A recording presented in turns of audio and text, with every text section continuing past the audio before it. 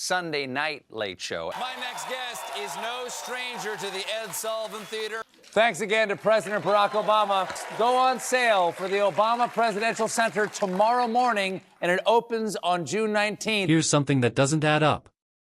The #1 late-night show in America, the most watched, the most awarded, the one that just won its first Emmy got canceled.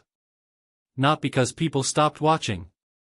Not because the host wanted to leave. The show was pulling in 2.7 million viewers a night, sitting at the top of the ratings pile for 9 straight seasons, and CBS pulled the plug anyway. And the very moment Stephen Colbert said something about it on air, something that apparently made the wrong people uncomfortable, the decision was made within days. So what really happened? And why is one of the most beloved voices in late-night television packing up his desk at the Ed Sullivan Theater for the very last time? The phone call he never saw coming. Stephen Colbert was on vacation when it happened. He had no idea. His manager knew, had known for a few weeks, actually, but held off on telling him.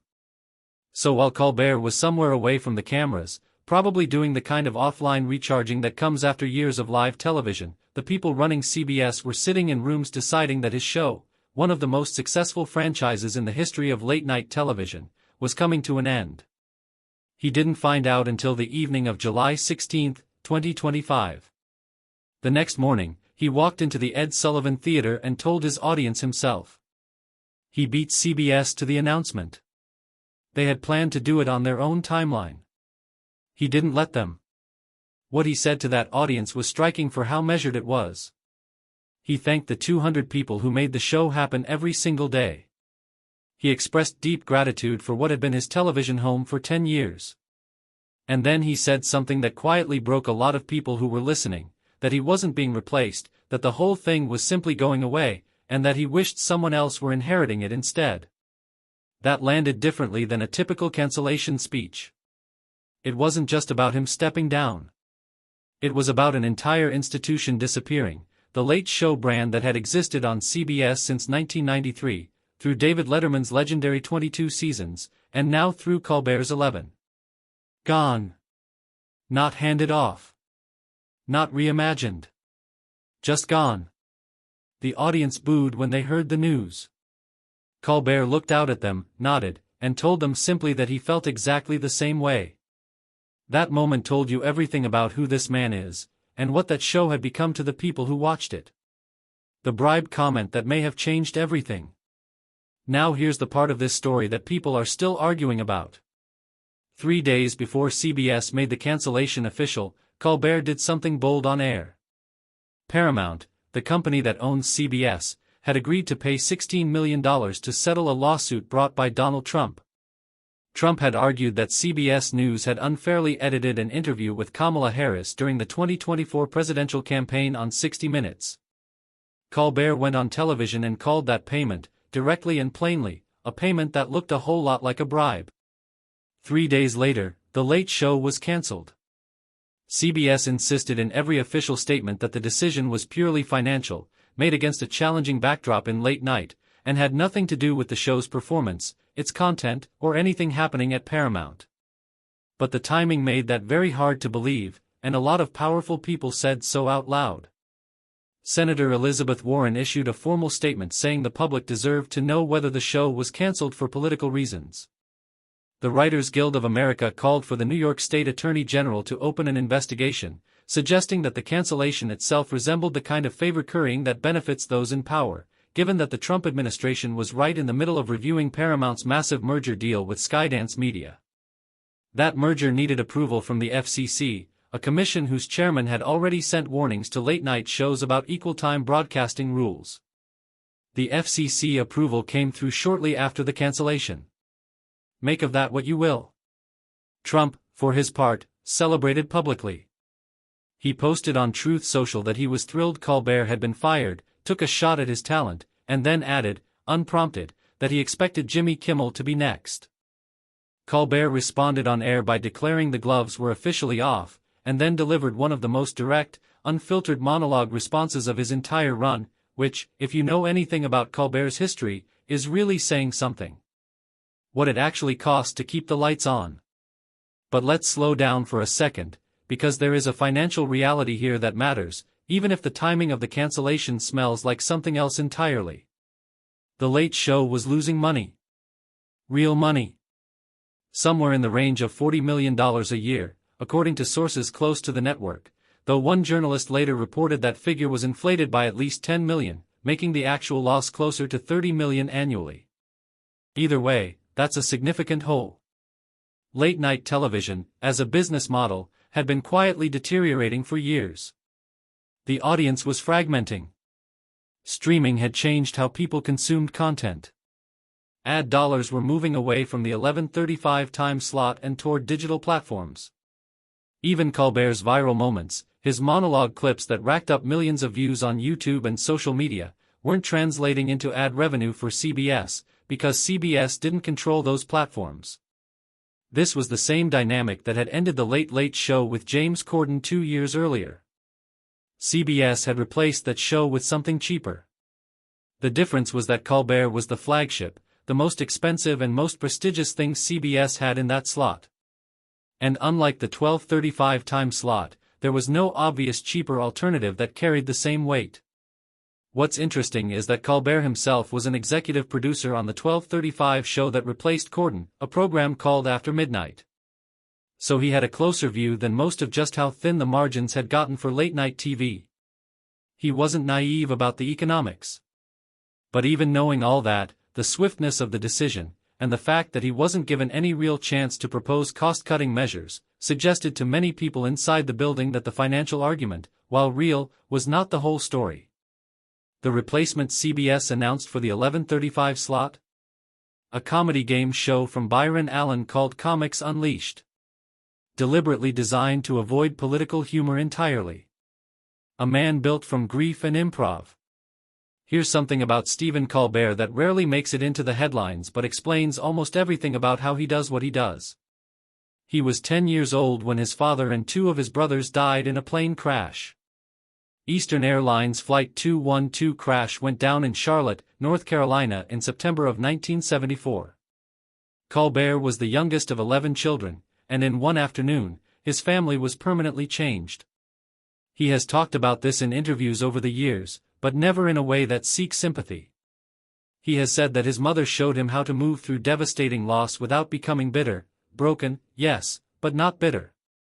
He has also said that as a young man he went through a crisis of faith, reached a point where he considered himself an atheist at 22, and then found his way back to his Catholic beliefs through what he describes as a random, almost accidental encounter with a stranger on the street. Those aren't the stories of someone who became a comedian because he thought it would be fun or lucrative. That's someone who found in comedy a way to hold complicated, painful things with enough distance to look at them clearly. He went to Hampton, Sydney College, then transferred to Northwestern University, where he earned a theater degree in 1986. He moved to Chicago, joined the Second City Improv Troupe, and met 2 people who would become creative partners for years, Amy Sedaris and Paul Dinello. The 3 of them made a sketch comedy show for Comedy Central called Exit 57, which ran in the mid-90s and earned 5 cable ACE nominations. He tried to get a writing job at The Late Show with David Letterman early in his career. Didn't get it. He eventually landed at The Daily Show in 1997, initially on a trial basis, hired by a producer named Madeline Smithberg, who took a chance on him. He became the longest-running correspondent in Daily Show history. The reason this backstory matters is because the man who is now walking away from The Late Show is not someone who got lucky. He's someone who built something from the ground up, over decades, after losing everything that mattered most when he was barely old enough to understand it. The show that changed late night forever. When Colbert took over from David Letterman in September of 2015, there were real doubts. Letterman had been the voice of that 11:35 slot for 22 years. He was an institution. And Colbert, who had built his entire fame playing a character, a satirical right-wing pundit on the Colbert Report, was now going to have to show up as himself, under his own name, in a show that didn't depend on a fictional persona. His first season was rough. The ratings were bad. The tone was uncertain. Critics weren't sure what the show was trying to be. There was even a disastrous post-Super Bowl special in February of 2016 that reviewers called a fumble, about as bad a showcase as you can get, given the size of that audience. But then something shifted. Trump won the presidency in November 2016, and Colbert's show found its voice almost immediately. His monologues became sharper, more urgent, more personal. The show moved from being broadly political to being specifically, relentlessly critical of the administration. And people showed up. By the 2016 to 2017 season, The Late Show was the highest-rated late-night show in the country for the first time since Letterman's era, averaging more than 3.2 million viewers a night. By 2018 to 2019, it had beaten The Tonight Show in the key 18 to 49 demographic, the first time any CBS late-night show had done that since 1994. It held that position for 9 consecutive seasons. 9 years at number 1. All the way through the pandemic, through the strike, through the FCC pressure, through everything, until CBS decided to end it. The most remarkable part of that run wasn't just the ratings. It was what the show became in terms of its approach to guests. Colbert was not interested in the typical celebrity chat format. He had Joe Biden on during the COVID pandemic to talk about grief. He had a conversation with Dua Lipa that veered into his Catholic faith in a way that felt genuine and unexpected. He asked Michelle Obama to do an impression of Barack Obama on camera. He had the kind of conversations that made guests say things they hadn't planned on saying. That's rare. That takes a kind of trust that hosts spend years earning. Colbert earned it. The room where legends showed up to say goodbye. In the weeks before the final episode, something unusual happened. Late-night television is supposed to be a competitive business. These shows go head-to-head for viewers every single night. But in the spring of 2026, as Colbert's last days approached, the people who were supposed to be his rivals showed up at the Ed Sullivan Theater, not to compete, but to be present. Jimmy Kimmel, Jimmy Fallon, Seth Meyers, and John Oliver all came on the same episode in the penultimate week. Colbert introduced them as his best television friends. He joked that the 5 of them being in the same room meant Jon Stewart was now the designated survivor. The episode had the loose, warm energy of people who had survived something together, which, in a way, they had. The 5 of them had created a podcast during the Writers Guild of America strike in 2023, a project they called Strike Force 5. All proceeds went to the staff of their shows, the writers and producers and crew members who were suddenly out of work. 12 episodes, all done without scripts, just conversation, and it became something people genuinely loved. Kimmel also announced that on the night of Colbert's finale, he wouldn't air a new episode of his own show. He would air a repeat instead. Not to compete. Just to clear the air. Then there was David Letterman. Letterman walked back into the Ed Sullivan Theater, the theater he had rebuilt, the one where he had spent over 2 decades making television history, and received a standing ovation. He told the audience he had every right to be angry about what had happened, and he made no effort to hide it. He reminded the room that none of them would even be in that theater if not for him, and that no matter what CBS had taken away, they couldn't take away a man's voice. Then he closed with a send-off to the network, paraphrasing the legendary broadcaster Edward R. Murrow, that made the crowd erupt and left absolutely nothing to interpretation. Barack Obama showed up in the weeks before the finale too.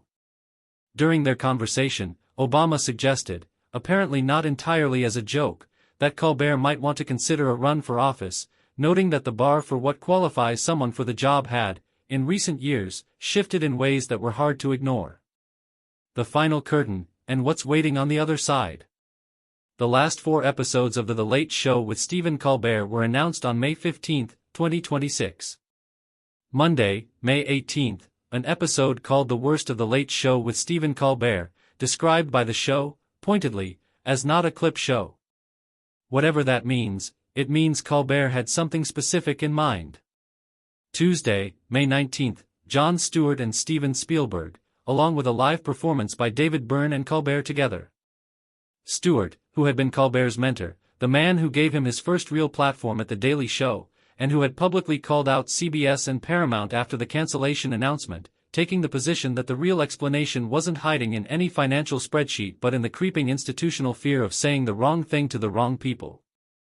Wednesday, May 20, Colbert would take his own Colbert Questionnaire, the interview segment he had put hundreds of guests through over the years, and answer it himself, with unannounced special guests in the room. Bruce Springsteen would perform.